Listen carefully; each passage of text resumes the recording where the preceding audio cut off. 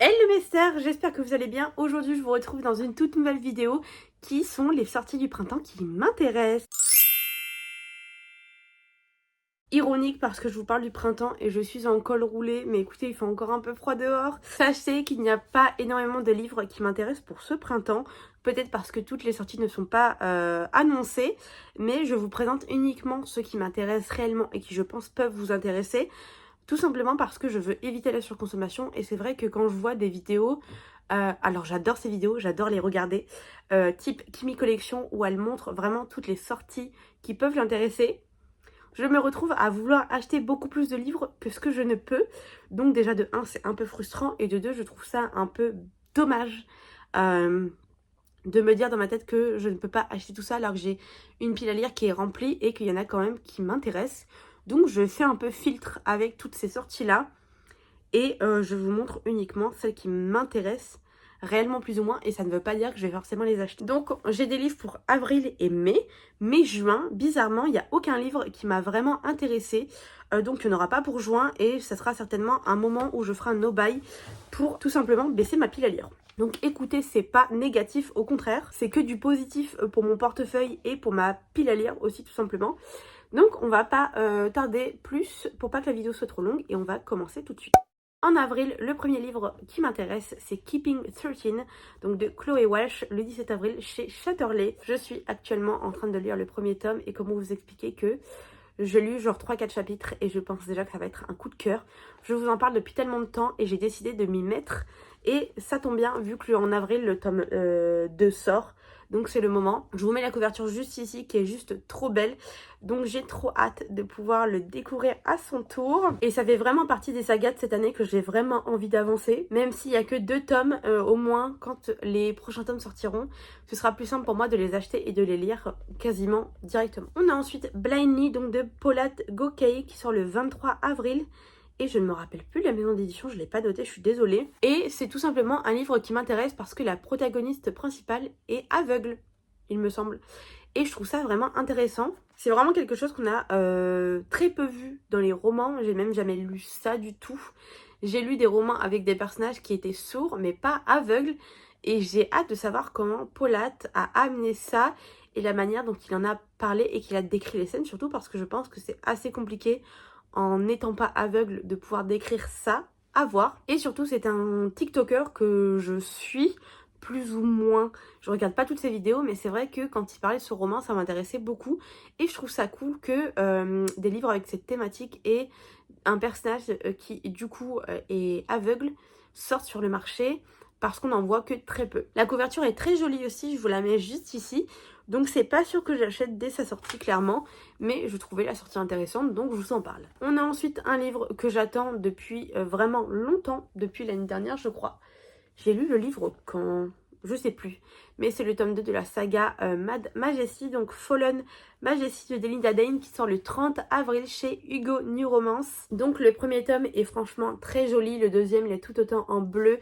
Donc j'ai hâte de pouvoir découvrir le prochain royaume entre guillemets, enfin pays et personnage royal qu'on va avoir et de savoir s'il va être réellement différent de notre Mad Majesty. Ça a été vraiment un coup de cœur pour moi ce livre, donc j'ai espoir que toute la saga le soit. Donc il va falloir quand même patienter jusqu'au 30 avril.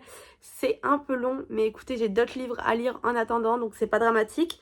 Même si j'ai vraiment hâte de pouvoir le découvrir.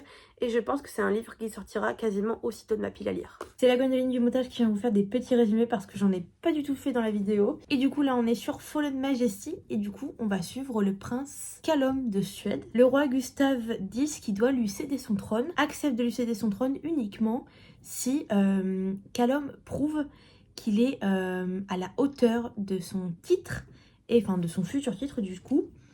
Et il sait très bien qu'un mariage avec un grand parti d'Europe serait judicieux.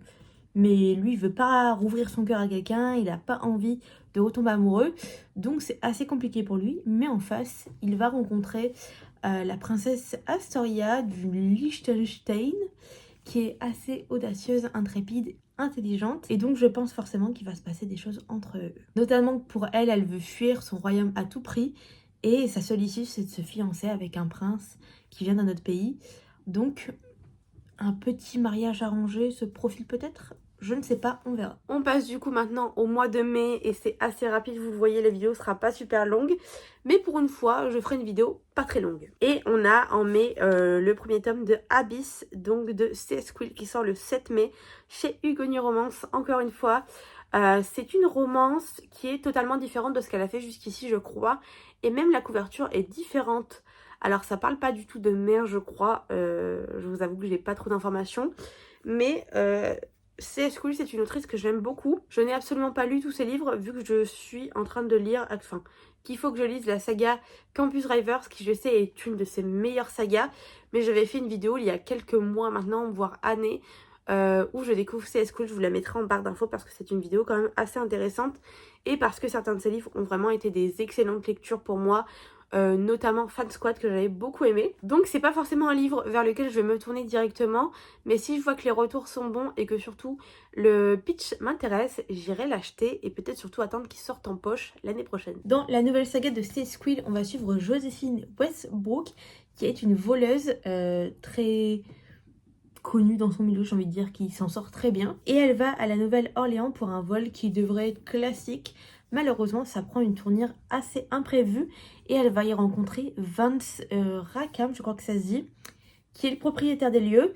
Et entre guillemets, pour pas se venger, mais il lui pose un ultimatum, quoi. C'est soit elle vole un objet pour son compte, ou si elle n'y arrive pas, elle meurt. Et donc forcément, elle est prise au piège. Et donc elle joue à ce jeu qui est dangereux parce que clairement, elle ne veut pas mourir. C'est un jeu où il va y avoir beaucoup de risques, mais également où chaque regard est une énigme.